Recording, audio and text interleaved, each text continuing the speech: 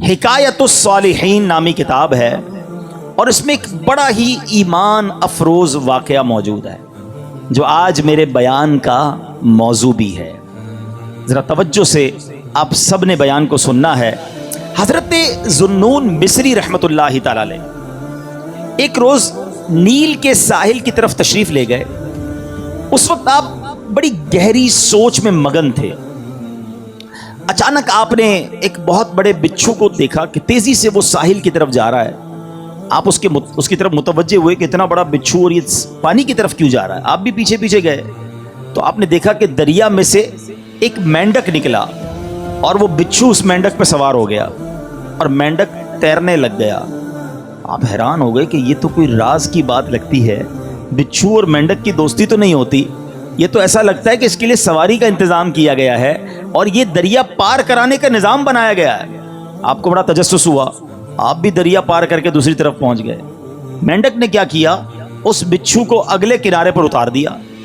اب بچھو پھر چلنے لگا, آپ پیچھے جانے لگے. حضرت ذوالنون مصری رحمۃ اللہ تعالی دیکھتے ہیں کہ تھوڑا آگے گئے تو ایک شخص زمین پر مدہوش پڑا ہوا ہے, بے ہوش. اس کے سینے پر ایک بہت بڑا اژدہا, بہت بڑا سانپ اسے ڈسنے کے لیے تیار ہے.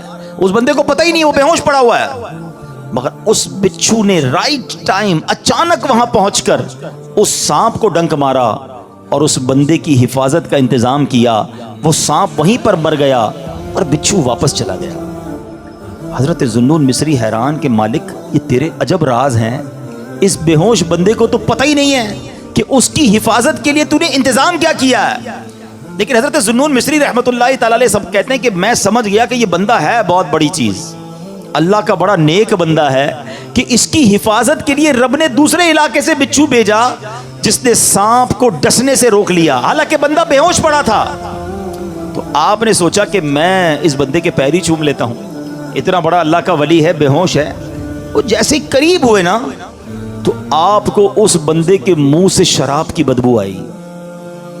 آپ حیران ہو گئے کہ شرابی, گناہگار, اور اس کی حفاظت کا ایسا انتظام.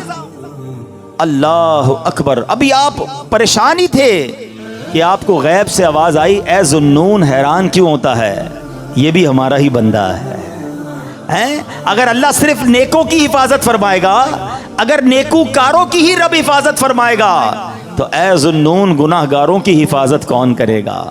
آئے ہائے. حضرت ذوالنون نے جب یہ سنا تو آپ وجد میں آ گئے, آپ کی کیفیت ہی بدل گئی. اللہ اکبر. جب سورج غروب ہونے لگا, ساحل پر ٹھنڈی ٹھنڈی ہوا چلنے لگی, تو اب اس نوجوان کے جسم میں کچھ حرکت پیدا ہوئی. تھوڑی دیر بعد وہ ہوش میں آیا. حضرت ذوالنون اس کے قریب ہی بیٹھے تھے. آپ کو دیکھ کر شرمندہ ہوا, شرمندگی سے کہتا حضور آپ ادھر کیسے؟ آپ اللہ کے ولی تھے, بڑے مشہور شخصیت تھے, وہ بندہ آپ کو پہچان گیا. تو آپ نے فرمایا پہلے یہ بتاؤ کہ تم کون ہو, میرے بارے میں چھوڑو. اس نے کہا حضرت آپ تو دیکھ ہی رہے ہیں میں شرابی آدمی ہوں. آپ نے فرمایا ذرا بائیں طرف دیکھو, اپنی ذرا قریب دیکھو. اس بندے نے دیکھا تو مرا ہوا بہت بڑا سانپ پڑا ہوا, تو گھبرا گیا.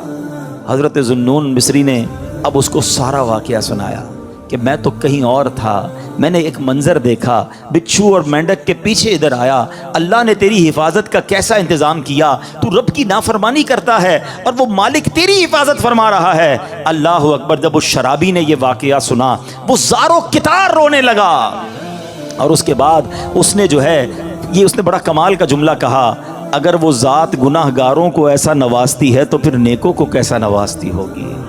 جب اپنے نافرمانوں کو وہ ایسا نوازتا ہے تو اپنے فرما برداروں کو کیسا نوازتا ہوگا. یہ کہہ کر وہ شخص نے سارے گناہوں سے توبہ کی, اب مجاہدات کرنے لگا, اب عبادتیں کرنے لگا. ایک وقت ایسا آیا کہ اس بندے کا شمار اللہ کے مقبول بندوں میں ہونے لگ گیا, وہ بھی اللہ کا ولی بن گیا.